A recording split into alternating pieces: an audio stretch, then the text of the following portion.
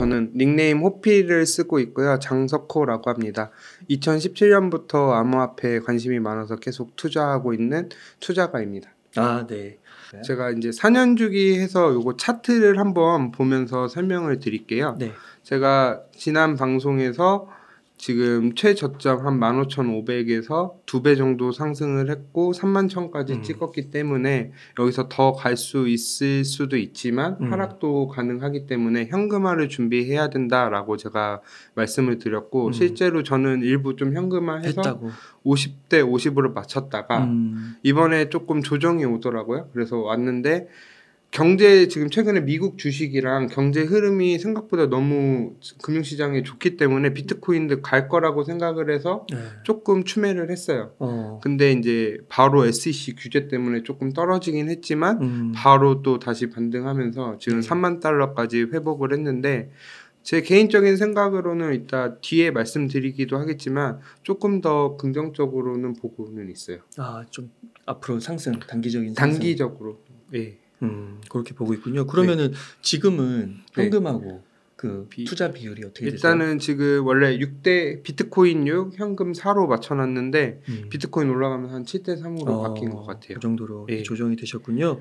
그러면은 최근에 좀 큰 하락이 있었던 SEC 미국 증권거래위원회 규제 그거부터 한번 짚고 넘어가 볼까요? 일단은 SEC 규제가 6월 5일에 처음에 바이낸스를 규제하면서 시작을 했어요. 그 다음에 이제 바이낸스 거래소랑 그 바이낸스 CEO 장펑자오를 이렇게 기소를 했고요. 그 다음 날에 코인베이스도 기소를 한 거예요. 근데 이제 두 개를 같이 기소를 처음에는 바이낸스만 거래했을 때는 괜찮다 생각보다 뭐 바이낸스는 좀 일부 저희 투자자들 중에서 언젠간 규제할 수도 있다라는 거를 은연중에 비춰왔기 때문에 알고 있었기 때문에 조금 하락은 하긴 했지만 그렇게 심각하진 않았는데 코인베이스 하락을 한다고 한 다음부터 비트코인도 좀 많이 떨어졌지만 알트코인들이 엄청 크게 하락했어요. 중요한 거는 거기 이제 알트코인들이 다 증권이다.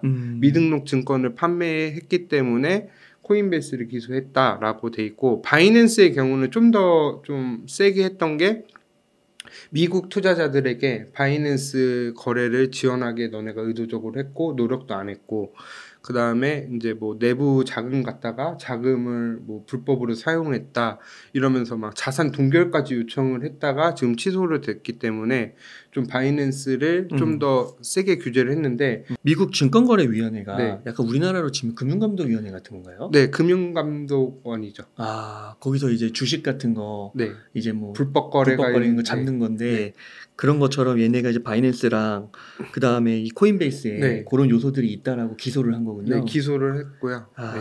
암호화폐들이 그 영향으로 폭락한 거고. 특히 알트코인들이 많이 떨어졌어요. 이번에 비트코인이 한 2% 떨어질 때 알트코인들 한 20%씩 떨어지더라고요. 그러면서 좀 우리나라 지금 투자자들 대부분은 비트보다는 제가 알트를 많이 투자하시는 걸로 알고 있어요.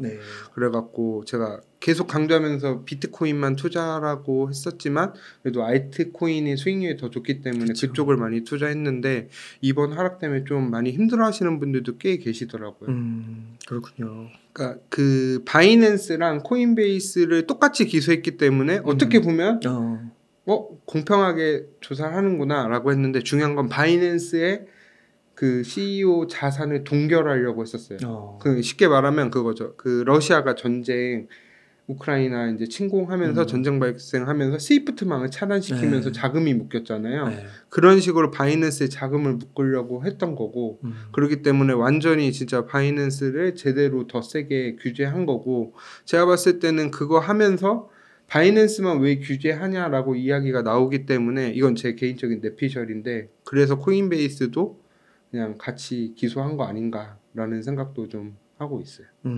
그래도 이게 시간이 좀 지나니까 바이낸스 건도 좀 풀리는 것 같던데요. 바이낸스는 일단은 자산 동결을 법무부에다 신청을 했는데 일단은 반려가 돼갖고 법무부에서 신청을 했는데 반려되는 바람에 이제 아직 뱅크런이나 이런 사태까지는 가지는 않았고 아마 제 개인적인 생각에 이제 기소가 되고 지금 바로 기소된다고 바로 거래소 문 닫고 하는 게 아니고 그 기소하면 재판에 넘어가서 그 판결을 나와야 되잖아요. 그 판결까지는 최소한 1년 리플도 소송되면서 아직까지도 소송하고 있잖아요.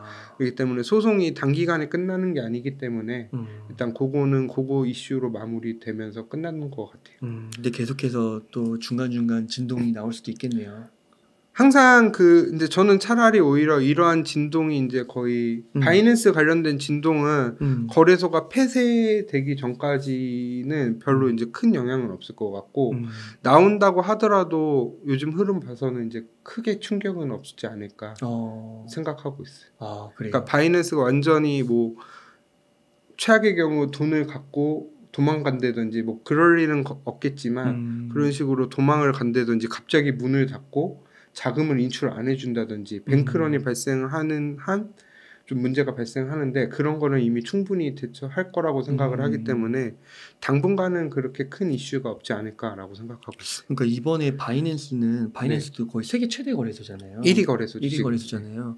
그러니까 약간 느낌이 FTX랑은 좀 다른 것 같아요. 그래도 조금 뭔가 지킬 건 지키면서 한 느낌이 좀 있는 것 같아요. FTX는 실제로 이번에 파산 전문가들도 혀를 내두를 정도로 어떻게 이렇게 했을까? 그냥 예를 들어 웅달님이 이제 투자하려고 맡겨놨던 돈인데 자기 돈처럼 그냥 썩어 다니고 막 슈퍼카 사고 막 이렇게 하고 정치 자금 막 뿌리고 이런 식으로 하고 했었는데 그렇게까지는 아니고 아마 바이낸스 CEO도 이렇게 나중에 견제가 들어올 걸 충분히 알고 있을 거라고 저는 생각을 하거든요. 네. 그렇기 때문에 준비는 다 해놨을 거라고 생각을 하고 있어요. 네, 그래도 앞으로 좀 터지는 것들이 그렇게 큰 충격으로 이어지지 않을 당분간은 것이다. 이제 많은 논란에서 조금 약간 이슈가 한번 이슈가 되면은 조금 더 그게 강도가 세지 이제 계속 여러 번 나오면 강도가 좀 약해지는 경향은 있기 때문에 당분간은 그렇게 큰 리스크는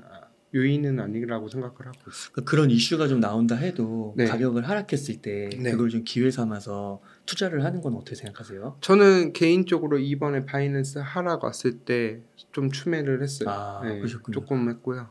혹시 과거에도 이렇게 좀 SEC가 규제를 할 때 뭐 아니면은 뭐 정부기관이 규제를 할 때 뭐 그런 사건들이 있었나요? 네, 일단 SEC는 항상 규제를 하려고 했었다가 뭐 요즘에 이제 본격적으로 이제 FTX 사건 터지면서 조금 더 집중해서 하고 있고요. 우리나라의 경우는 모두가 알다시피 박상기 전 법무부 장관님이 비트코인은 사기다 이렇게 얘기를 하면서 2018년 1월에 그 얘기를 하셨거든요. 네. 그리고 최근에는 2021년 4월에 금융감독원장 은성수 금융감독원장님이 그때 와갖고 비트코인은 이제 투기 자산일 뿐이며 보호 대상이 될 수가 없다. 그러면서 엄청나게 유명한 말을 하셨죠. 혹시 그거 아세요? 아이가 잘못된 길을 가면 어른이 바로 잡아줘야 된다. 라는 말을 하면서 이렇게 얘기를 했었거든요. 그러면서 규제를 했었고 그 다음에 중국에서는 2021년 5월에 전면 규제 최근에 해갖고 완전 비트코인 그때 엄청나게 폭락이 와 있었죠. 근데 이제 중요한 거는 그거 지금 규제랑 과거 규제의 차이점을 한번 보셔야 돼요. 차이가 있어요? 네. 그러니까 과거 규제는 엄청난 상승장에서 나왔어요. 그러니까 거품을 약간 꺼트리기 위해서 과열을 막기 위해서 전면 규제를 했거든요. 암호화폐 자체를 거래하지 마라. 사기다. 약간 이런 얘기를 했는데 중국도 그랬잖아요. 네, 중국도 그래서 완전 전면 금지를 하고 거래소 채굴까지도 금지를 시켜놓은 상태가 지금까지도 유지되고 있다가 6월에 이제 홍콩이 조금씩 풀리면서 중국에서도 약간 완화하는 모습을 보이고 있는데, 그러니까 과거의 규제는 전면 금지랑 상승장 때 가격에 이제 과열을 막기 위해 했다면 지금은 하락장이에요. 하락장인데 갑자기 또 규제를 했는데 규제가 암호화폐 전체 비트코인을 규제한 게 아니라 거래소를 규제하고 CEO를 규제를 했다는 거에 초점을 둬야 될 것 같아요. 정리를 다시 해보면 과거에는 상승자 때 거품을 떨어뜨리기 위해서 한 거고 그 다음에 암호화폐 전체를 규제를 한 거고 지금은 거래소만 규제를 한 거예요. 그러니까 비트코인을 거래를 금지시킨 건 아니라는 거죠. 포인트는. 그리고 지금 하락장이 때 발생했다는 것도 하나 좀 다른 점이고요. 그러면 아까 말씀 중에 이런 규제가 긍정적인 면도 있다고 하셨잖아요. 그렇죠. 예. 그건 뭐예요? 그러니까 예를 들면 그거죠. 만약에 진짜 암호화폐가 문제가 있고 하면은 과거에 보면 왜 항상 불만은 저희는 그거예요. 너네가 진짜 제대로 암호화폐를 규제를 하고 제도를 마련할 거면 하락장 때는 왜 가만히 있었냐 라고 했는데 지금 처음으로 하락장 때 규제가 시작이 된 거예요. 그 얘기는 뭐냐면은 이제 사람들 관심이 많이 떠나져 있고 잡음이 없고 약간 좀 부담이 적을 때 규제를 하면서 이제 뭔가를 만들어가는 입장이고 저는 개인적으로 이제 미국의 전통 금융기관들이 들어오기 위해서 준비하는 단계이고라고 생각을 했는데 솔직히 6월에 이렇게 갑자기 진행할지는 좀 예상을 못했고요. 블랙록 말씀하신 거죠? 네, 블랙록도 그렇고 바이낸스 규제가 언젠간 들어올 거라는 건 알고 있었는데 왜 하필 이 타이밍에 들어오지? 라고 생각을 했는데 며칠 뒤에 블랙록에서 ETF 신청하고 연달아서 막 금융기관들이 커스터디 서비스 신청한다. 뭐 이렇게 뭐 CBDC 도입 준비한다. 스테이블 결제도 분석하고 있다. 그 다음에 ETF 계속 지금 출시를 하고 있거든요. 그런 거 보면서 아 지금 이제 그런 초석을 진짜 본격적으로 다지기 위해서 준비하고 있기 때문에 이거를 없애려고 하는 게 아니라 좀 더 제도화시켜서 전통 금융시장으로 끌어들이기 위한 준비기간이라고 생각을 하기 때문에 지금은 조금 안 좋을 수도 있는데 장기간으로 보면 엄청나게 좋은 호재고 저희가 가장 기다렸던 순간 중에 하나라고 생각을 하고 있어요. 그러니까 그 블랙록은 네. 세계 최대 규모의 자산운용사고 아마 보니까 1경 정도 자산운용이 갖고 있다고 하고 세계 1위더라고요. 오늘 그리고 막 골드만삭스 대주주고 막 이러더라고요. 네, 그쵸. 신기하더라고요. 왜냐하면 거의 자산운용사들이니까 다 골고루 이제 다 투자를 해놨겠죠. 그렇기 때문에 뭐 1경이라는 돈이 엄청나게 하는데 0.1%만 들어와도 10조 정도 되잖아요. 그러면은 그 정도만 투자해도 엄청난 상승 영향도 있고 일단은 중요한 건 또 현물 ETF를 신청했다는 거 중요하거든요.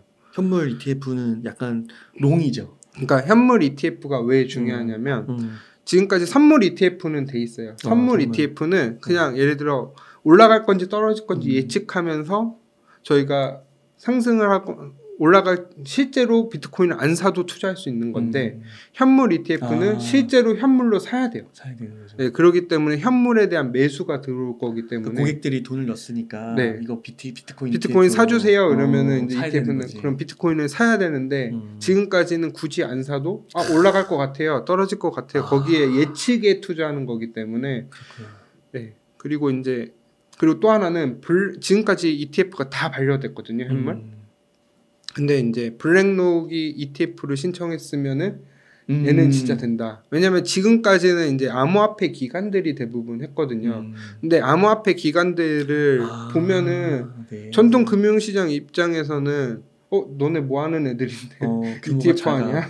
그러면서 저 같아도 안 해줄 것 같은데 막 그런 거죠. 예를 들어 핸드폰을 제가 만들어요. 근데 삼성에서 신규 핸드폰을 만들었을 때랑 그냥 제가 스타트업으로 만들어갖고 핸드폰을 만들었다고 출시했을 때 누구한테 다 당연히 저 같으면 삼성 거를 우선적으로 더 관심을 주겠죠. 그런 느낌인 거죠. 네.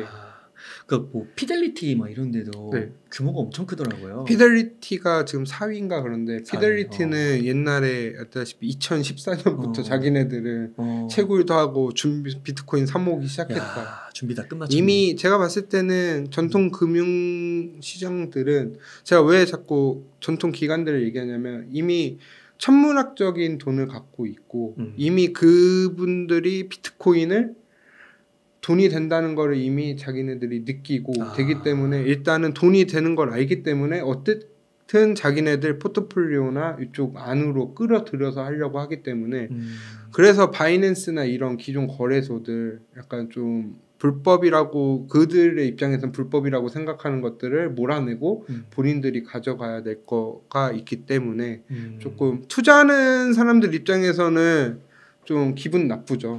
그러니까 금, 구리, 뭐 석유 이런 것처럼 네, 새로운 신상품군으로 자산 포트폴리오에 뭐 몇 프로라도 보유하잖아요. 네, 걔네들은 그쵸. 자산 배분해야 되니까 거기에 이제 비트코인이 들어오는 그런. 이제 비트코인 아직 이제 포트폴리오에 이제 최근에 좀 이슈가 있으면 이제 관심이 좀 있으면서 뭐 1%에서 5%까지도 얘기는 하는데 이게 안정적으로 대규모 기관들이 들어오면은 ETF가 또 나오면 블랙록 같은 데서 나오면은. 일단은 연기금 같은 데서도 또 추가적으로 그런 ETF를 살 수가 있단 말이에요. 왜냐하면 명분이 되거든요. 그 전에는 ETF 어디서도 그 비트코인 사겠다고 하는데 어떻게 살 거냐. 근데 비트코인을 직접 사기에도 지금 전통적인 거래소들이나 이런 거 믿을 수도 없고 하는데 만약 블랙록 ETF나 이런 게 나오면은 그거 ETF를 사겠다라고 하면은 아마 그런 기관들 이렇게 연금이나 뭐 이런 식으로 401k가 유명하잖아요, 미국에. 그런 데서도 나중에 살 수 있지도 않을까라는 그런 기대감도 큰 거죠. 그 피델리티가 그거 아닌가요? 그 월가의 영웅 네. 피터 린치가 네. 근무했던 곳. 네, 맞아요.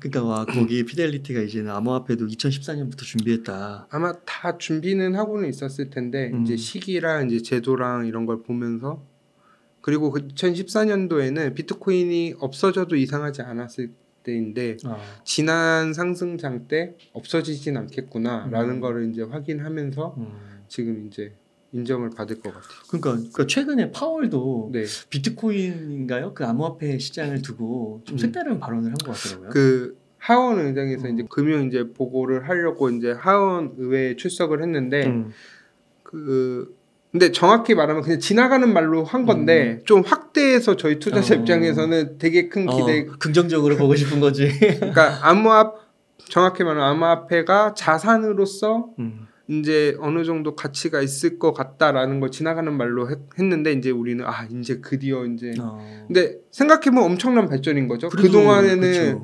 차라리 없애버려야 될 자산에서 약간 그런 식으로 언급을 해준 거랑 또 하나 중요한 거는 스테이블 코인이 결제용 화폐로 대체될 수도 있을 것 같다. 그러니까 일부로 대체가 아니라 일부로 편입될 수도 있을 것 같다라고 말한 게 저는 굉장히 중요하다고 생각을 하거든요.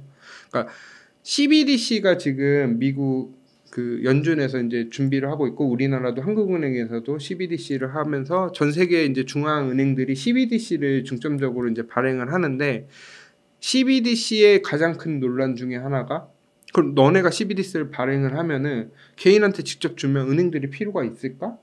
라는 게 가장 문제 중에 하나예요.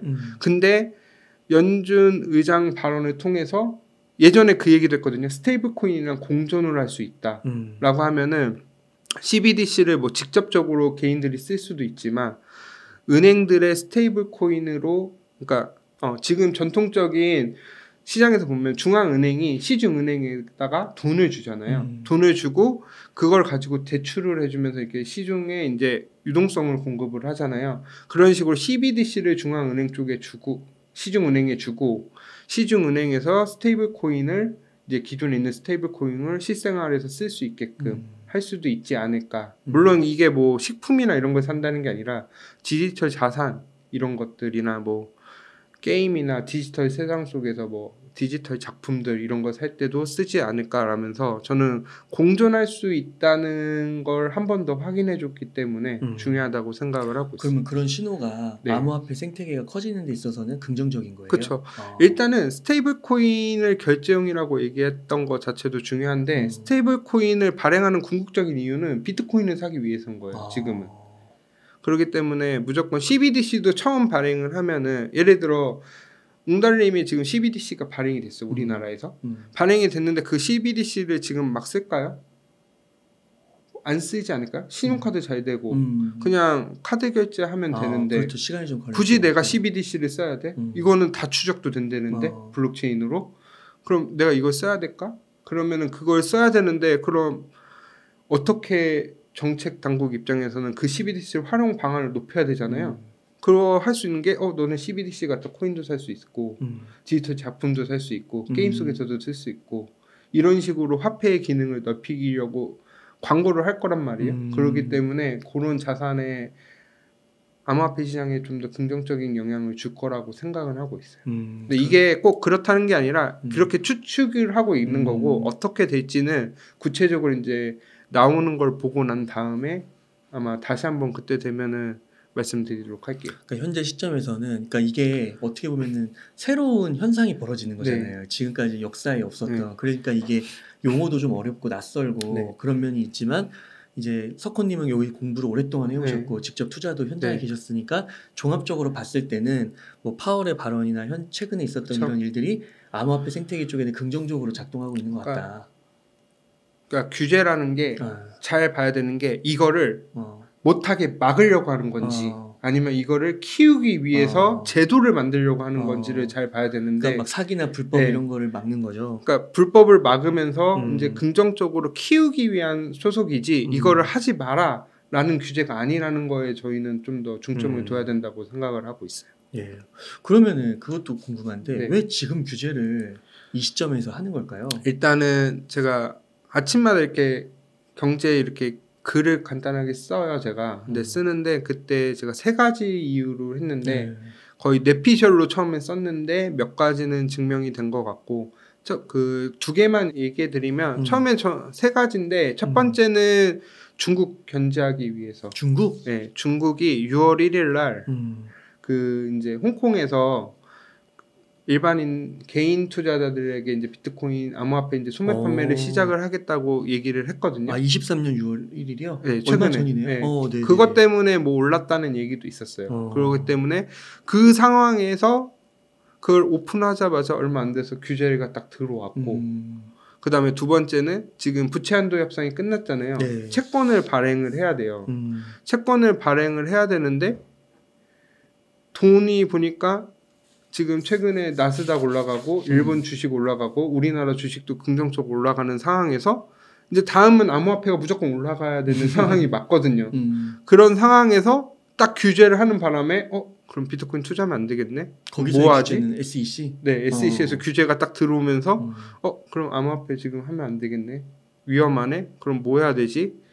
그럼 국채를 그 돈 갖다 사지는 않겠지만 어쨌든 그쪽으로 자금이 몰려 들어갈 그걸 막았다고 생각을 하고 마지막은 아까 말씀드린 것처럼 미국의 전통 금융 시장을 가지기 위해서 그러니까 중국을 견제했다고 했잖아요. 그렇기 때문에 그럼 중국을 견제해서 끝나는 게 아니라 자기네들 미국에서도 이제 해야지 새로운 거래소나 이런 걸 만들어야지 자기네가 주도권을 잡을 수 있잖아요. 그러면서 일시적으로 이렇게 막아놓고 그 다음에 블랙록 ETF나 이런 게 연일 들어오면서 상승이 됐잖아요. 그러면서 저는 그게 큰 영향이 전통 금융시장으로 이제 만들기 위해서 그런 걸 하길 있었는데 솔직히 저도 이번에 규제가 이렇게 들어올지는 몰랐고 솔직히 말씀드리면 그냥 저는 더 올라갈 거라고 봤어요. 이번에 그래서 조금 먼저 매수를 일부 했었거든요. 근데 그러자마자 바로 규제가 나와갖고 규제 이후에 조금 더 추매를 했는데 그러니까 시장 상황으로 봤을 때는 비트코인이 상승할 분위기에서 약간 의도적으로 좀 막은 것도 없지 않아 있지 않을까라는 생각을 하고 있어요. 그러니까 중국이 먼저 하면 안 되니까 잘하면 안 되니까 그쵸. 미국도 서두른 거군요. 미국도 서둘러야 되는데 일단은 본인들도 지금 당장은 거래소가 오픈할 수도 없고 이러기 때문에 그 시간을 좀 벌어야 되는데 첫 번째가 중국의 이유고 두 번째가 이제 국채 자금의 이제 유동성을 확보하기 위해서고 세 번째가 이제 전통 금융기관이 들어오기 위한 시간 벌기 위한 그 3가지.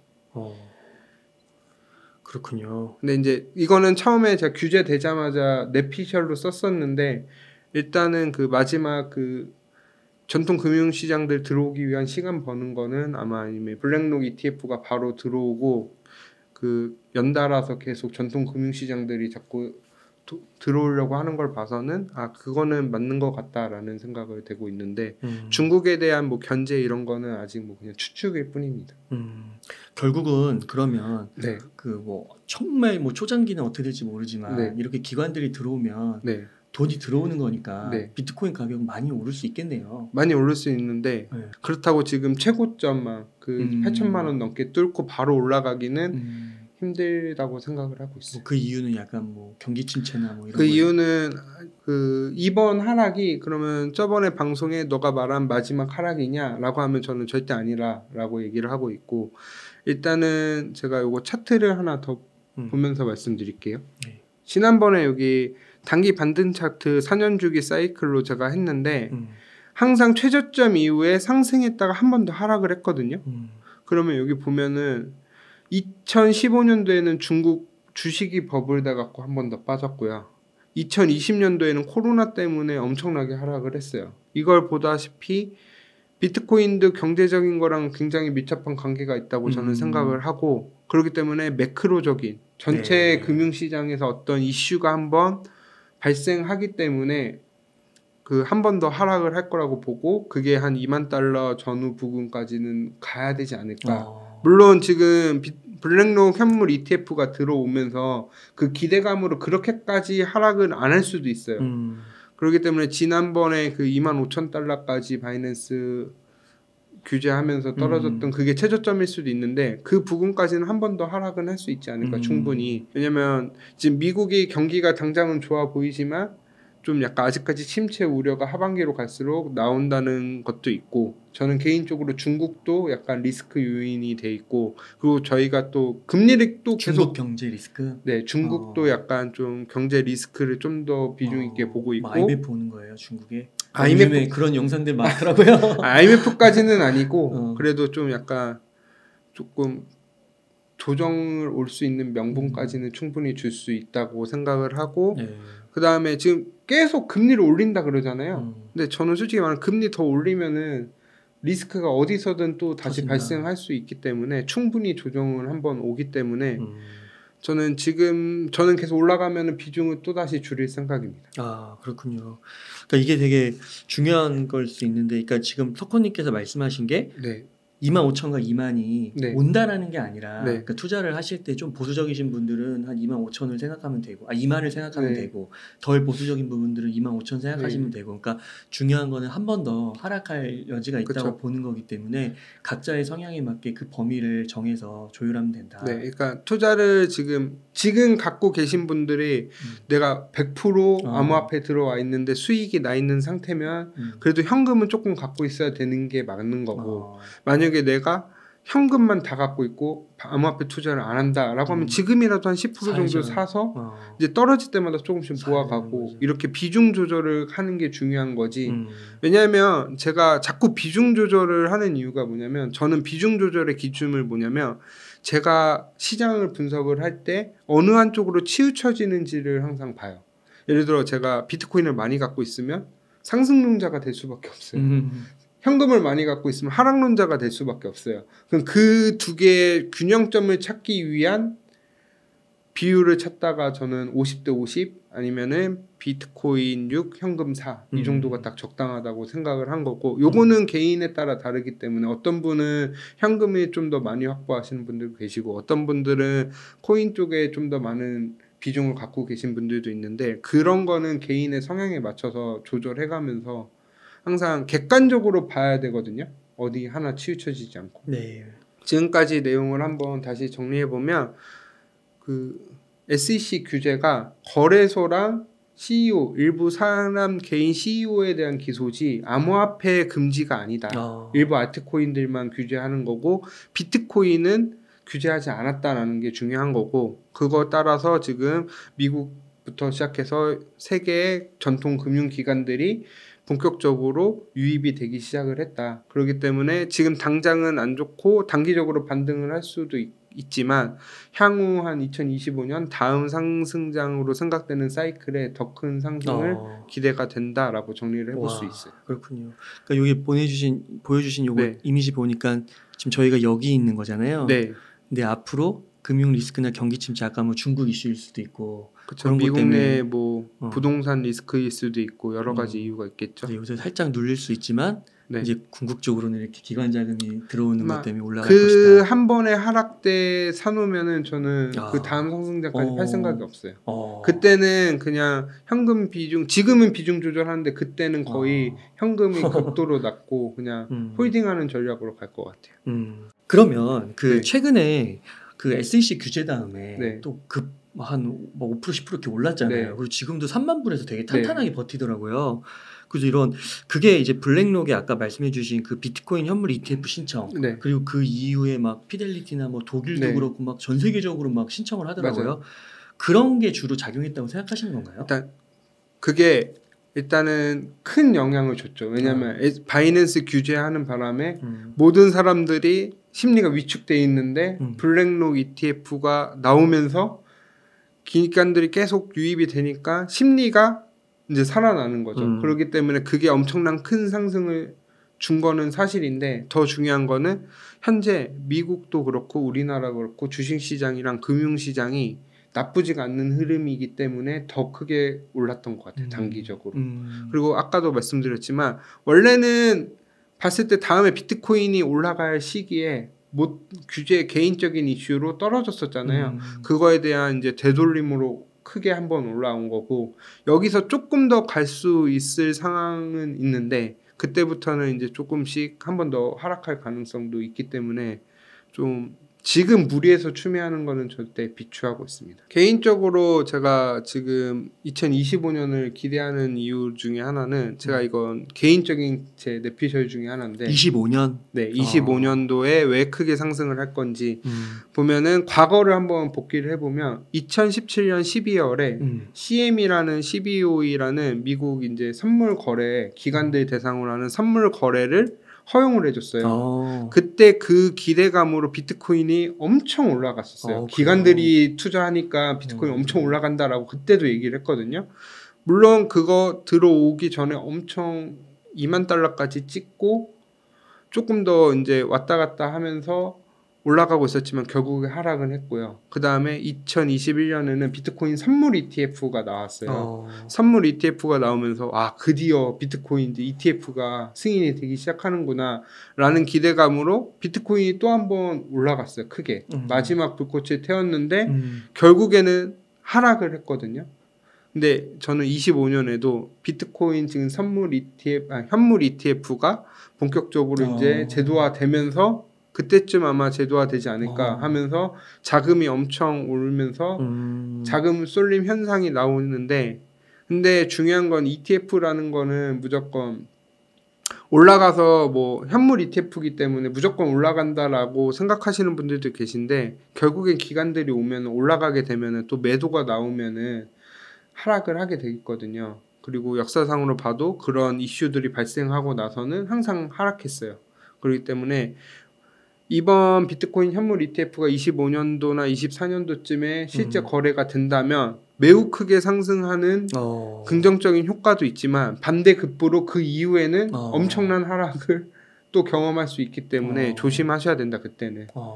그렇기 때문에 지금은 솔직히 저희는 아직까지 그 하락에 대한 걱정을 할 필요는 없고 지금은 상승에 초점을 가는데 너무 과열이 된다라고 하면은 이 내용은 좀 기억하셨다가 그때 되면은 적절한 타이밍에 빠져나와야 된다고 생각은 하고 있어요. 그럼 25년에 얼마까지 가는 거예요? 저는 그때도 말했지만 뭐 1억 이상 무조건 가는 거고 한 3억까지도 보는데 더 이상으로 갈 수 있을지는 그 또 광기가 한번 붙기 시작하면은 어디까지 갈지는 아무도 예측을 못 하거든요. 그렇기 때문에 그때도 분할로 매수를 해야 되는 거고. 근데 제가 봤을 때 1억 이상 정고점은 그냥 넘을 것 같아요. 저희가 그 8천 갔다가 전에 전 최고점이 8천이었다가 그게 한 2천까지 간 거잖아요. 네. 그죠? 그럼 4분의 1. 거의 80% 빠진 거네요. 77%인가 빠졌던 거죠. 77%. 그러니까 그렇게 빠질 수 있는 거네요. 그때도 한 3억 갔다가 3억 이상 가면은 제 생각에는 80% 이상 빠질 거고 85% 막 90%도 빠지지 않을까요? 빠지는 거죠. 왜냐면 3억 가서 뭐 한 그래도 한 80% 빠지면은 3억이라고 하면은 6천만 원인데 그렇죠? 20% 남으면 80% 빠진다고 하면 6천만 원인데 그렇게 보면은 그 정도 조정은 오지 않을까요? 그러니까 중요한 거는 한 번에 마지막 불꽃은 있다. 네, 불꽃은 있고 저희는 그거를 기대하고 계속 투자를 하는 거고 지금부터 벌써 겁먹을 필요 없기 때문에 지금은 모아가는 단계다. 그리고 중요한 거는 지금 당장 안 오른다 더 크게. 좀 시간이 아직 한 1년에서 1년 6개월 정도 남아있다. 라고 생각을 하고 있습니다. 우선 올라간 다음에 빠진다고 하니까 그래도 좀 다행이네요. 그렇군요. 그래서 이제 보셨을 때 2017년도에 CME, CBOE 선물 투자가 있었고 2021년에 비트코인 선물 ETF가 있었고 이때도 올라갔다 빠지고 올랐다 빠지고 그러니까 이게 역사의 반복적인 패턴으로 해석을 했을 때 이렇게 딱 주기를 보시면 4년 주기예요. 그러네요. 4년 주기네. 또 그런 거 보면 신기하죠. 그러면 현물 ETF는 거의 뭐 통과가 된다고 보시는 거네요? 통과 안 되는 게 힘들 것 같은데. 그래요? 그러니까 이번에 안 되더라도 뭐 연장을 하고 계속해서 늘 거예요. 제가 봤을 때는. 그 지금 막 줄 서 있더라고요. 뭐 엄청 기관들이. 일단은 블랙록 ETF가 되면은 웬만한 그 기관들에서 해준 거는 다 해줄 건데 블랙록이 지금 ETF 신청하고 거절된 게 딱 한 번 있었대요. 2014년도에. 근데 2014년도 한 번인데 지금 거의 한 9년 지났잖아요. 근데 그때보다 지금 영향력이 엄청 커지지 않았을까요? 그러겠죠. 시장에 그리고 세계 1위 자산운용사인데 그럼 안 되면 왜 안 되는지에 대한 명백한 이유가 있어야 되는데 그 이유를 밝혀내기가 힘들고 지금은 그거예요. 너네 믿을 수가 없다라는 게 가장 큰 이유였는데 나는 그런 리스크를 블랙록이 다 알고 신청을 했기 때문에 그걸 모르지 않았을 거 아니에요. 그렇기 그렇죠. 때문에 무조건 될 확률이 높은데 언제 될지는 좀 근데 딱딱 맞는 게 석호님이 앞에서 얘기해 주신 게 SEC 이번 규제는 전 규제들과 구분해서 봐야 된다. 네, 맞아요. 지금 이거는 이제 암호화폐 전체를 그렇게 규제하려고 하는 게 아니라 너 하지 마 이게 아니라 몇몇 거래소들. 그리고 그 안에서 이제 어떻게 보면 비트코인하고 이더리움하고 뭐 라이트코인인가요? 뭐 비트코인 캐시인가? 뭐 그거는 또 막 이렇게 하게 하더라고요 거래를. 네, 이번에 비증권. 비증권 이슈가 증권 이슈가 있었는데 일단 그거는 저희가 지금 초점을 물론 알트코인 투자하시는 분들 입장에서 굉장히 중요한데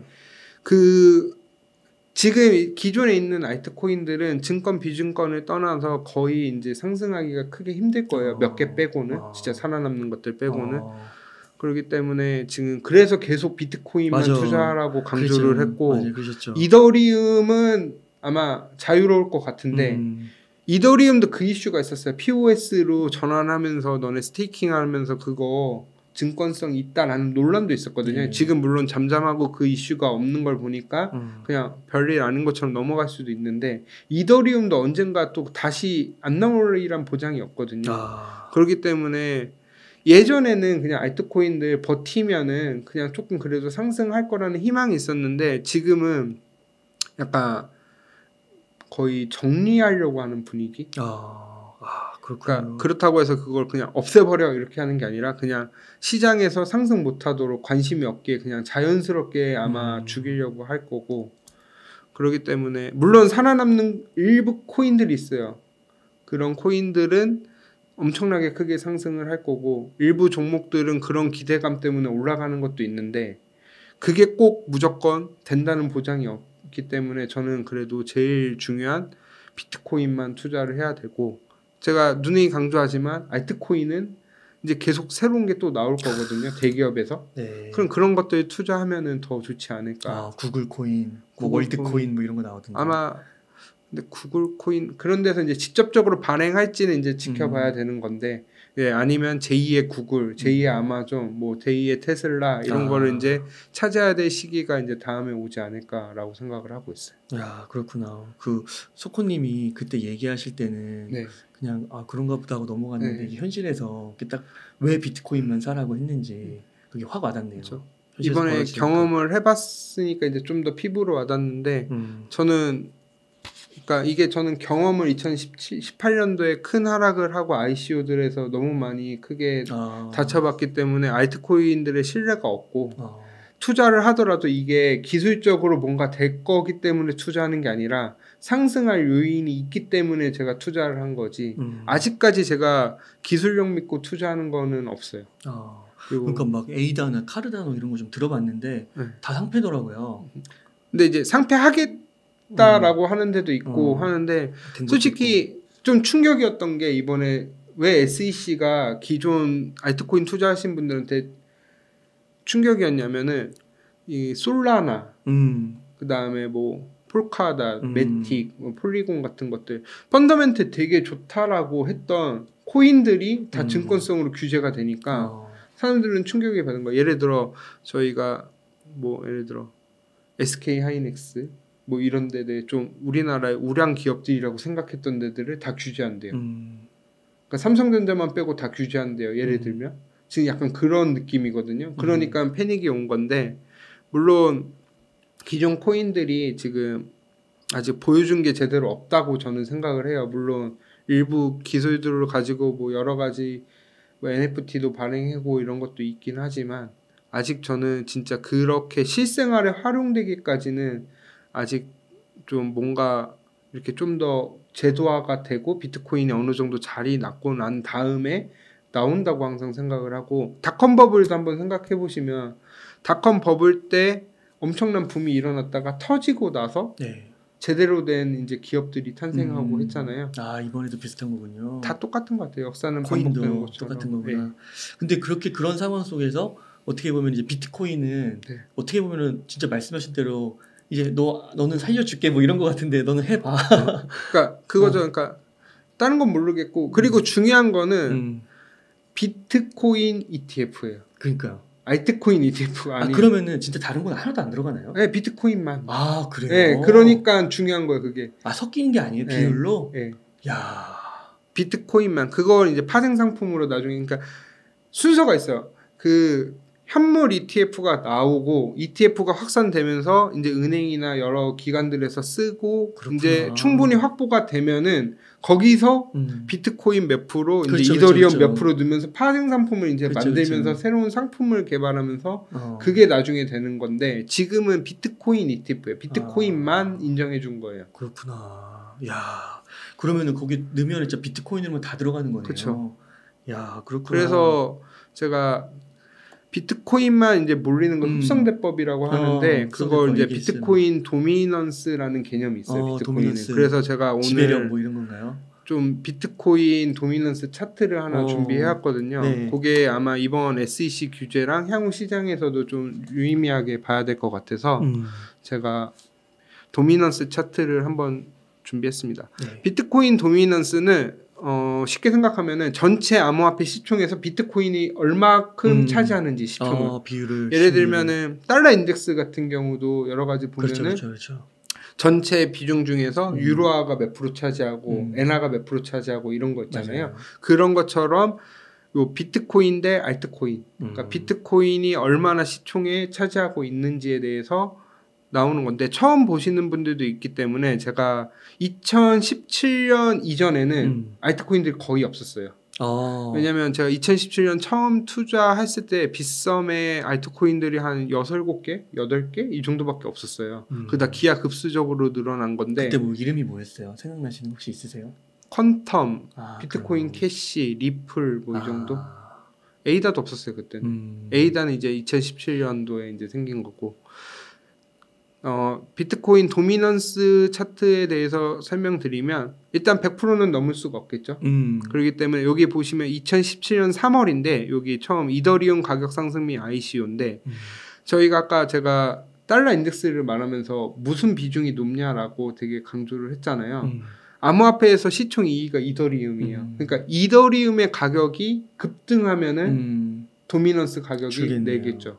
그리고 전체 알트 시장이 늘겠죠. 또 하나는 비트코인 도미넌스가 어떻게 움직이는 해야 되는데, 일단 비트코인 대 알트코인이에요. 네. 그럼 비트코인의 가격이 알트코인 가격보다 크게 올라가면 도미넌스가 올라가겠죠. 그렇죠. 근데 알트코인 하락할 때 알트가 엄청 많이 빠졌는데 비트가 조금 빠져요. 이번에 그 SEC 그래도 올라가는 거고. 반대의 경우도 있겠죠. 알트코인이 크게 상승을 하거나 비트코인만 크게 빠지는 경우가 있는데, 상식적으로 생각하면 비트코인이 크게 빠지는데 알트코인이 그만큼 안 빠지는 경우는 조금 드물게 있긴 하지만 거의 없어요. 아까 거의 비트가 대장이기 때문에 그쵸? 빠지면 다 빠지는 거고. 네. 그렇기 때문에 그거를 생각을 하시고 1차적으로 생각을 해주셔야 되는데, 2017년 3월이거든요. 네. 이제 이더리움이 정확히 기억이 안 나는데 2016년인가 그때쯤에 아마 탄생이 됐을 거예요. 그러다가 2017년도 1월에 이더리움 가격 얼마인지 아세요? 얼마였어요? 5,000원. 지금 한 2,000만 원 좀 안 되잖아요. 지금 한 250만 원 되는데.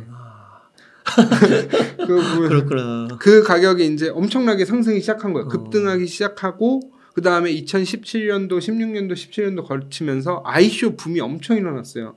그렇기 때문에 코인들이 엄청나게 많이 발행을 했거든요. 그렇기 때문에 이 기간 동안 2017년 동안 9월까지 엄청나게 그 도미넌스가 내려갔어요.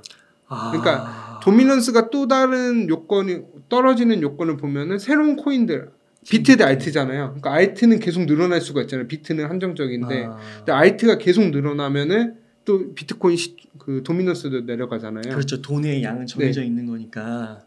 그래서 땅 따먹기라고 생각을 하시면 되죠. 그렇기 때문에 요만큼 내려간 게 ICO 때문이라고 생각을 해요. 저는 이더리움 가격도 엄청 많이 올라갔어요. 그때 한 40만 원, 제가 처음 봤을 때가 20만 원, 막 40만 원까지 올라갔었고 했기 때문에 5천 원짜리가 그래서 떨어졌고 이때 2017년 9월이거든요. 여기 비트코인 전고점 돌파 기간인데 여기가 언제냐면 2017년 9월에 무슨 일이 있었냐면 중국이 또 규제를 했어요. 비트코인을. 그래서 사람들이 이때 진짜 망했다라고 하면서 비트가 엄청 떨어지기 시작하고 조정이 되자마자 쭉 올라가면서 아까 말씀드렸던 CME, CBOE가 들어온다는 걸 들으면서 비트코인이 엄청 올라갔어요. 그때 2,800만 원까지 찍었거든요. 그렇게 찍고 비트코인이 2,000만 원 넘고 난 다음부터 이제 비트코인이 더 이상 못 올라갈 거니까 사람들이 알트코인을 엄청 사요. 아, 그렇구나. 그래 이때 제가 항상 지금 계속 얘기했던 게 비트코인을 사고 알트코인을 나중에 사는 이유가 이런 비트코인의 도미넌스를 회복하고 이게 빠지면서 올라가는 거예요. 예를 들어 저희도 삼성전자가 올라가고 난 다음에 나머지 주식들이 올라가잖아요. 대세 상승장일 때.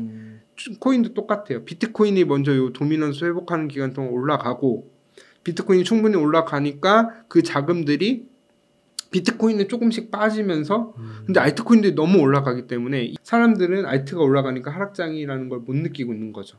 그래서 이렇게 쭉 빠지다가 이제 알트가 엄청 올라가다가 어느 순간 올라가면서 폭락이 시작이 돼요.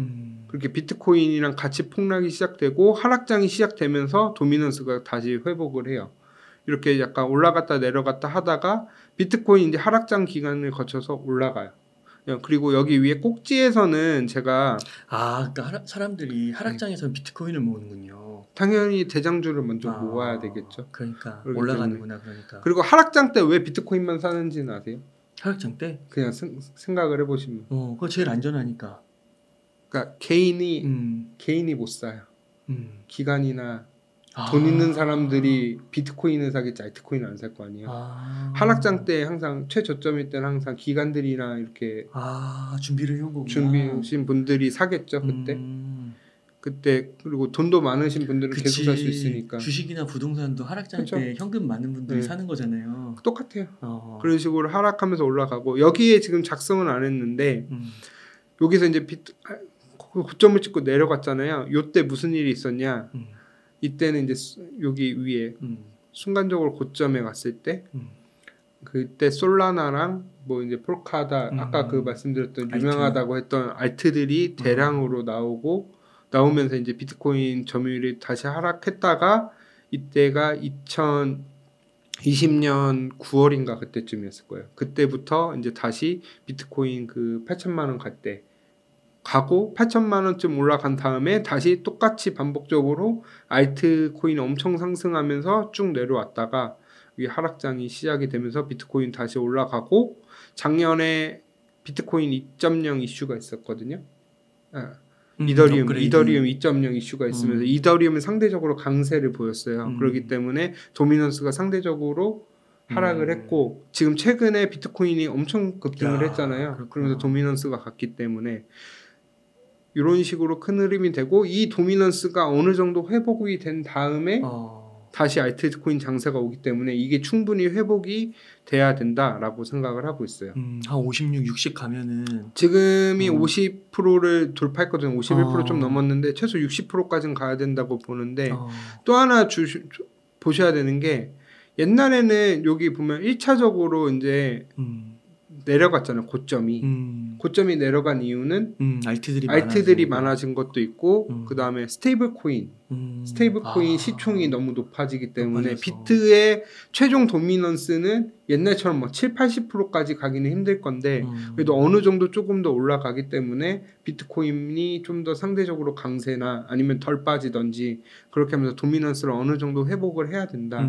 그래서 저는 그래도 한 60까지 갈지 안 갈지는 모르겠는데 그러고 난 다음에 요것만 보더라도 비트를 왜 먼저 투자를 해야 되는지를 명확하게 알 수가 있어요. 그렇기 때문에 비트를 모아갔다가 여기 알트가 항상 폭등하면서 도미넌스가 내려가거든요.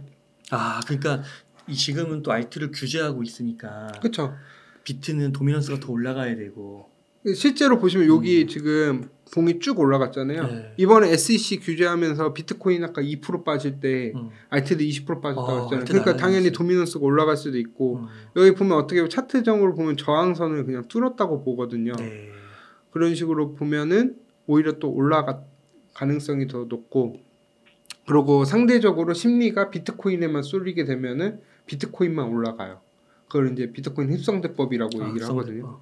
그런 식으로 하기 때문에 도미넌스가 좀 한 60에서 60까지는 못 갈 수도 있는데 60 정도까지는 가야 되지 않을까.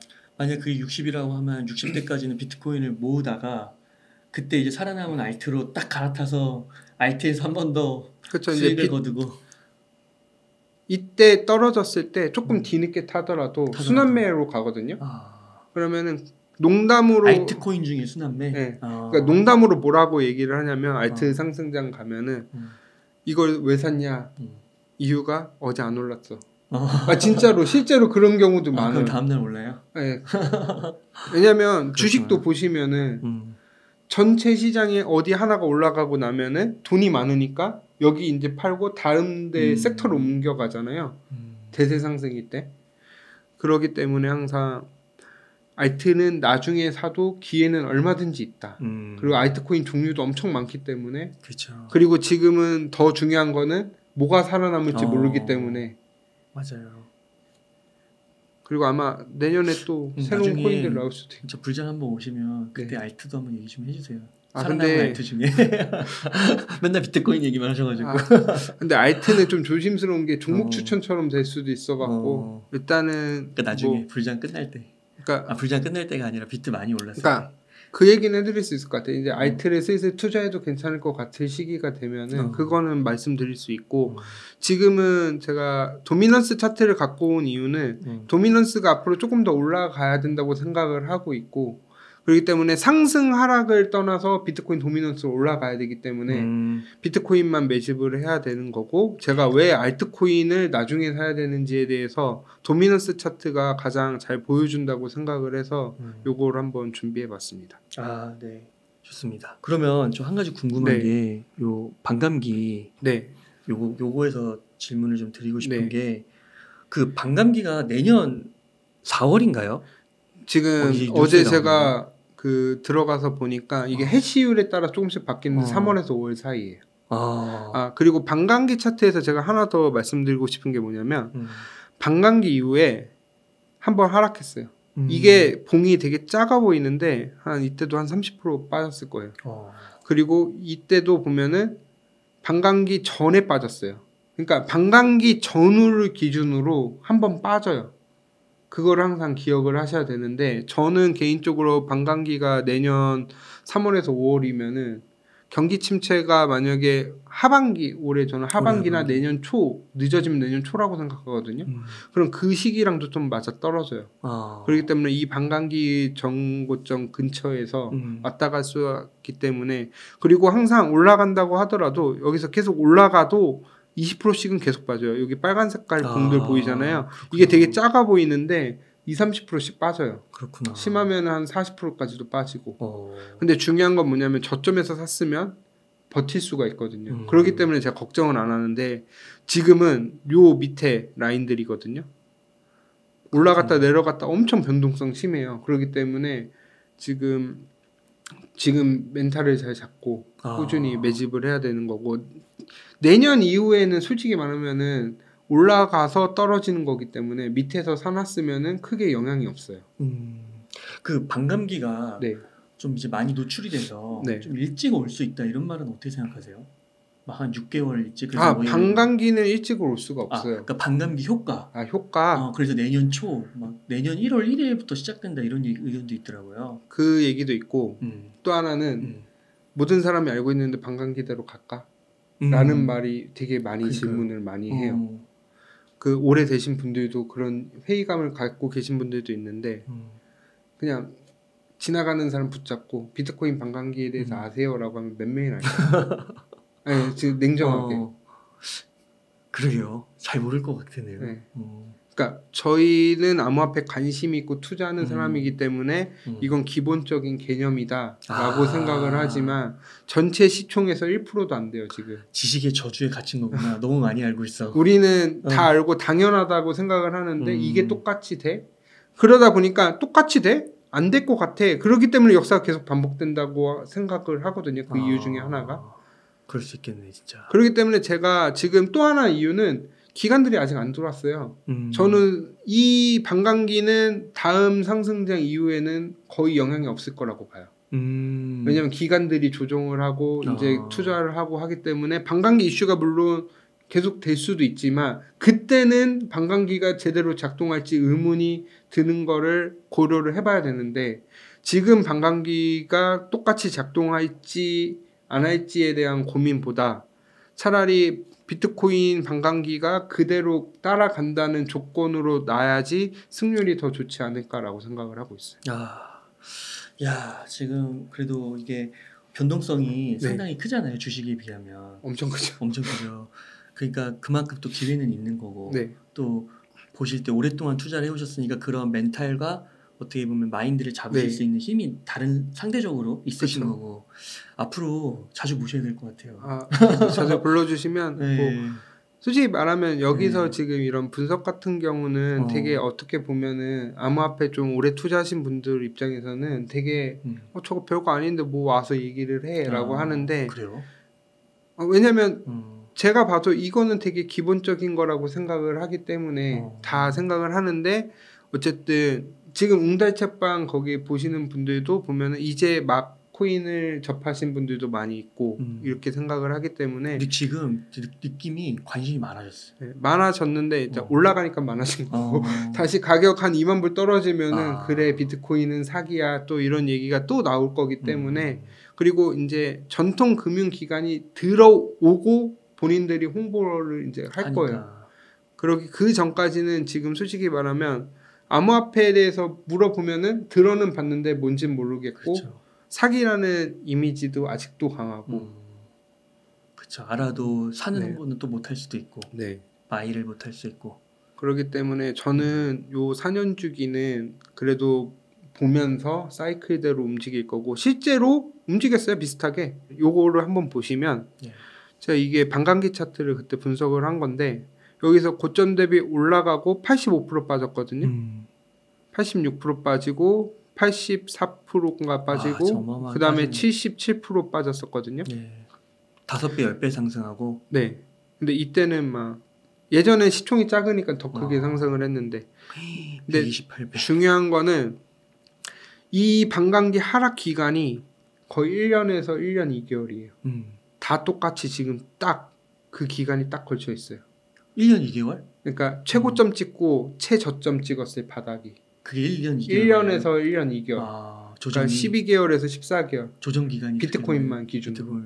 다 지금 똑같이 작동을 하고 있어요. 상승은 몇 개월이에요, 그러면?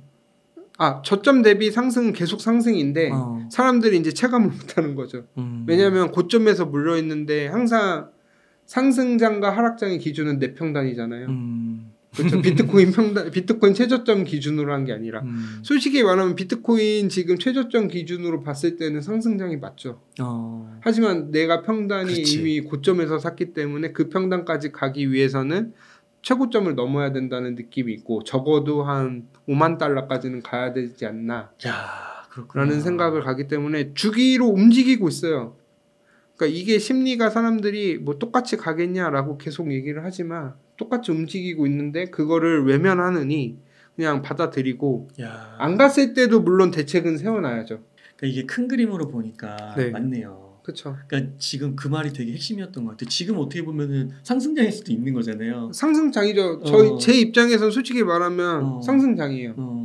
15,000불에서 올라왔어요. 15,000불에서 물론 거기서 완전 바닥에서 못 샀지만 무릎에서 샀으면은 2배 된 거니까 지금. 무릎에서 샀으면 그래도 한 40-50% 수익이 될 거 아니에요. 그렇기 때문에 충분히 상승장이라고 느낄 수도 있는데 대부분 알트코인 투자를 많이 하시고 그리고 근데 고점에서 물려서 밑에서 못 사시는 분들도 있기 때문에 상승장이라고 생각을 안 하는 거죠. 실제로 여기 보실까요? 19년도 이후에 비트코인 계속 올라갔어요. 최저점 이후로. 19년도 이후로? 아 여기 18년 네 19년 1월일 거예요. 여기. 19년도 이후 계속 올라갔고. 그렇게 느끼는 사람 그러니까 없을 것 같은데. 1년 하락하고 3년 상승을 했어요. 사실은. 근데 물론 최고점 최저점을 매도를 못하니까 그걸 못 느끼는 거고. 못 느끼는 거죠. 보통은 코로나 이후 때 올라가서 상승장이라고 하잖아요. 그 보시면 여기가 코로나가 여기 여기 엄청 길잖아요. 이게 70% 빠진 거거든요. 근데 이 최저점보다는 거의 근접하긴 했는데 조금 높아요. 그때 한 500만 원까지 떨어졌던 거거든요. 최저점이 360이었는데. 그럼 360에 샀으면 400만 원에 샀어도 500만 원까지 와도 이득이었던 거예요. 그렇게 보면 상승장이 맞죠. 근데 그걸 버틸 수 있는 사람이 많지 않을 것 같아요. 근데 일단 첫 번째는 최저점에 살 수 있는 분들이 거의 없고 저도 그렇고 그 다음에 그거를 버틸 수 있을까? 여기 보면 3배 올라갔다가 다 까먹어. 다 까먹은 거예요. 진짜 한 360% 올라갔다가 수익률이 한 10%까지 떨어져요. 그러면은 이게 손실회피 편향이라고 해서 내가 번 돈보다 내가 얼마였는데 최고점 항상 나의 자산 가치는 최고점이고 그렇죠? 그러다 보니까 그 생각을 항상 그때 팔면은 이제 그때부터 또 날아가는 거죠. 그렇죠. 이때 팔았으면. 그리고 제가 마지막으로 드리고 싶은 말은 제가 멘탈 관리를 정말 잘해야 된다고 얘기를 했던 이유 중에 하나가 여기 보시면은 밑에서 쭉 하락했다가 계속 손절을 할 거예요. 어느 순간에. 그러다가 이제 최저점을 갔는데 이 최저점이 15,500이었잖아요. 이때 무슨 얘기가 나왔냐면 $10,000 간다. 왜냐면 누가 봐도 여기 85% 빠졌으면 85% 빠지면 $10,000가 맞거든요. 저기 77% 빠진 거죠? 77% 빠지면 $10,000가 맞다. 근데 기간은 딱 맞게 하락한 건 맞아요. 그렇기 때문에 $10,000 간다, 안 간다라는 얘기가 있어서 안 사신 분들이 있을 거예요. 못 사요, 생각보다. 근데 저는 그때부터 조금씩 사기 시작을 한 거고. 근데 샀다가 떨어지면 더 사야 된다. 제가 그때도 계속 강조를 했었잖아요. 그렇기 때문에 근데 만약에 난 진짜 $10,000 보고 있어. 갈 거야. 라고 했는데 못 샀어요. 그럼 어떤 심리가 되냐. 아예 하나도 안 샀으면 $10,000 더 못 샀어. 반등을 했잖아요. 그러면 한 $20,000 가면은 $20,000까지는 올라갔다 다시 떨어지겠지. 이제 2만 뚫기 시작하면 그때부터 급격하게 올라가거든요. 그러면 이제 못 사요. 못 사다가 3만 뚫으면 야 이거 진짜 하락장 끝났구나. 그럼 사면은 $30,000에 샀어요. 31,000. 그러고 나서 이번에 SEC 규제 맞았어요. 25,000원으로 다시. 그러니까 25,000 가면서 다시 손절해요. 아 내가 잘못 생각했구나. 기다려야지. 이번 SEC 규제되니까 다시 그래도 최저점까지 가지 않을까 했는데 25,000에 또 올라가요. 맞아. 25,000 갔다 지금 $30,000 갔어요. $30,000 가니까 이번에 다시 진짜 이번엔 찐이다. 이번에는 뭐 블랙롱 현물 ETF도 오고 하기 때문에 그때 또 살 거란 말이에요. 그때 또 사요. 조금 이따 또 물려서 떨어지기 시작하면 또 물려서 손절해서 다시 있다가 그럼 최저점 한 15,500이니까 그 정도까지 내려오겠지 하다가 한 25,000달러부터 25,000달러까지 떨어졌어요. 예를 들어 25,000 떨어졌는데 아직 높아. 그렇기 때문에 또 비관론자가 되면서 또 못 사고 다시 또 고점에서 사고 이런 실수를 계속 반복을 하거든요. 그렇기 때문에 제가 아예 안 사는 것도 안 되고 너무 많이 사도 안 되고 그런 비중을 자꾸 조절해 나가야 되는 게 올해의 역할이고 내년에 이 반감기 때 큰 하락들이 있죠. 이 큰 하락을 한번 경험하고 그때 매수를 했으면 그냥 안 봐도 된다고 생각해요. 미국 대선 끝나면은 정고점 뚫려 있을 거고. 그러니까요. 네. 그러니까 너무 단기적으로 보지 마시고 지금 요즘에 또 날씨도 좋잖아요. 놀러 가고 제가 이번에 놀러 갔다 왔는데 사람들이 그렇게 많이 휴게실에 그 가평 휴게실에 갔었는데 사람이 진짜 제가 태어나서 처음 본 것 같아요. 남자 화장실에 밖에까지 줄 서 있는 거 처음 봤어요. 그렇게 좀 날씨 좋으시니까 나들이도 좀 가시고 아니면 산책이라도 좀 하시면서 장기적으로 꼭 봐야 된다고 생각을 하거든요. 그렇기 때문에 그냥 계속 모아간다라는 생각을 하시면 돼요. 그러니까 만약에 그 석호님이 얘기해 주신 그 3억 그걸 가정하고 본다면은 뭐 지금 뭐 3만 불에 사든 사실 뭐 35,000불에 사든 25,000불에 사든 상관없잖아요. 그리고 주식의 격언을 빌리자면은 그 앙드레이 코스톨라니 분께서 먹고 수면제 우상향하는 자산 좋은 거 샀으면 자면 되는 거잖아요. 근데 그게 안 되는 거지. 참 사람 심리가 하락장 되면은 저도 아직도 하락장 되면은 조금 흔들릴 때도 있는데 이번 SEC 때는 이거는 좀 사야 되는데 더 살까? 이 생각이 들었는데 비중 맞춰야지 해서 좀 못 산 건 좀 아쉽긴 한데 그래도 많이 못 산 게 좀 아쉽긴 하지만 그건 어차피 지나간 일이고 그냥 매뉴얼대로 본인이 했던 대로 제가 지금 제 주변에 한 분 좀 젊으신 분이 있는데 그분은 제가 뭐라고 했냐면 매일 10,000원씩 사라. 예를 들면 매일 지금 10,000원씩 사고 이제 최고점 그때 31,000불 갔을 때는 지금부터 매일 10,000원씩 팔아라. 그리고 만약에 상승이 크면은 더 많이 팔고 상승이 적으면은 꾸준히 팔고 매집할 때도 꾸준히 매집하다가 한 5% 막 10% 빠졌을 때는 좀 세게 사고 그런 식으로 매일 하라고 했거든요. 근데 이제 그거는 이제 젊은 분들은 그렇게 할 수가 있는데 나이 드신 분들이나 이제 좀 잘 못하시는 분들은 그게 힘들잖아요. 그렇기 때문에 그때 천천히 분할로 사시던지 아니면 뭐 매달 적립식으로 사시던지 모아만 가면은 저는 아까 말씀하셨던 대로 지금 뭐 3만 달러면 어떻고 뭐 평단이 25,000달러면 어떻고 아마 못해도 4만 달러라도 그 가격보단 높을 거라고 생각을 하거든요. 물론 수익률이 조금 더 크게 볼 수도 있지만 근데 뭐 분할해서 사는 거니까 큰 차이 없을 것 같아요. 네, 크게 없는데 그렇기 때문에 지금은 모아놔야 되는 거고 딱 이 매집의 이 힘든 시간이 지금 1년 남았거든요. 제가 봤을 때 1년밖에 안 남았어요. 1년에서 저는 처음 왔을 때 거의 2년 넘게 남았다고 막 이렇게 얘기했었는데 이제 1년 남았어요. 1년에서 1년 6개월이거든요. 길면 그때 오면은 진짜 눈 떠보니까 그 돈복사라는 얘기가 있잖아요. 그 돈복사라는 거를 한번 경험해 볼 수도 있는 거고 아마 기관들이 들어오고 개인들이 큰 돈을 벌 수 있는 큰 기회 중에 한 번이 아닐까라는 생각으로 계속 모아 가셔야 되고 멘탈 관리에 좀 더 신경 쓰셨으면 좋겠습니다. 그러니까 이게 오늘 또 되게 저는 그게 너무 인상 깊은 게 이렇게 가격적인 것도 투자를 하니까 당연히 수익률도 중요하긴 한데 아까 그 파월 발언에서 그 CBDC 스테이블 코인 얘기하면서 그런 게 이제 이런 암호화폐 생태계 비트코인과 연관되어 있어서 그런 미래까지도 물론 가능성이지만 펼쳐질 수 있다는 거. 그러니까 이게 이제 비트코인이 단순히 이렇게 막 그렇죠. 약간 그 게임 그렇게만 해석이 많이 됐었잖아요. 그러니까 사람들이 항상 했던 게 그러니까 이거를 옛날에 얘기했으면 욕을 엄청 먹었을 거예요. 비트코인이 탈중앙화로 만들고 전통 금융시장에 반항해서 만들었고 이번에 상승한 것도 은행 리스크 있을 때 비트코인이 상승했는데 너는 무슨 소리를 하는 거냐라고 하는데 비트코인이 지금 당장의 가격을 상승하기 위해서는 금융시장으로 무조건 전통시장으로 하고 중앙화가 돼야 돼요. 그러니까 비트코인 기술 자체는 탈중앙화지만 그거를 이제 사고 파는 기관들이 중앙화 그 전통 금융시장으로 편입이 돼야지 비트코인이 올라갈 수가 있고 장기적으로 제가 제일 큰 리스크 지금은 아니고 한 뭐 10년이 될 수도 있고 20년 뒤에 했을 때는 비트코인이 진짜 화폐로서 아까 파월 얘기를 해주셨는데 전 또 하나 진짜 중요하게 봤던 게 암호화폐랑 스테이블 코인을 구별해서 얘기했어요. 스테이블 코인은 결제라고 했는데 암호화폐는 자산이라고 그랬어요. 비트코인은 화폐랑 자산이랑 두 가지 기능이 있어요. 지금은 자산으로서 가치로 그 정도 올라가는 거고 근데 비트코인이 실생활에 화폐를 쓸 거라고 생각은 저는 안 하고 있어요. 그렇게 쓸 정도면 어느 정도냐면 전 세계가 뭐 진짜 핵전쟁 일어나서 기관들이 없어지고 이러면은 비트코인을 쓸 수도 있는데 그렇게 되면은 비트코인이 또 오히려 화폐로서 가치를 갖는다고 하면은 반대로 그때는 미국은 암호화폐가 비트코인 말고 다른 것도 많기 때문에 필요가 없어질 수도 있거든요.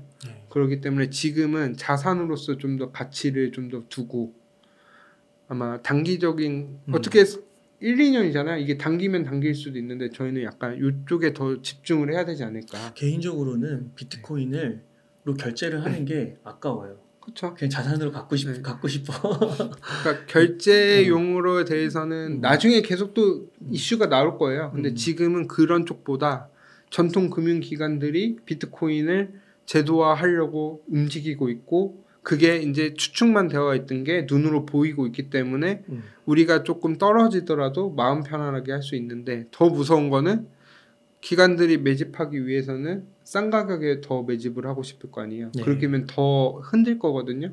그런 흔들림이 몇 번 더 발생할 수 있기 때문에 그런 멘탈 관리 잘 잡으셨으면 좋겠습니다. 아, 네, 좋습니다. 그러면은 석훈이 오늘 뭐 인터뷰한 이 정도에서 네. 마무리해도 괜찮으실까요? 이렇게 해서 비트코인 및 암호화폐 투자자 장석훈님을 모시고 이야기를 나눠봤습니다. 긴 시간 동안 유익한 인사이트 많이 나눠주셔서 감사의 말씀드립니다. 오늘 고생 많으셨습니다. 네, 감사합니다.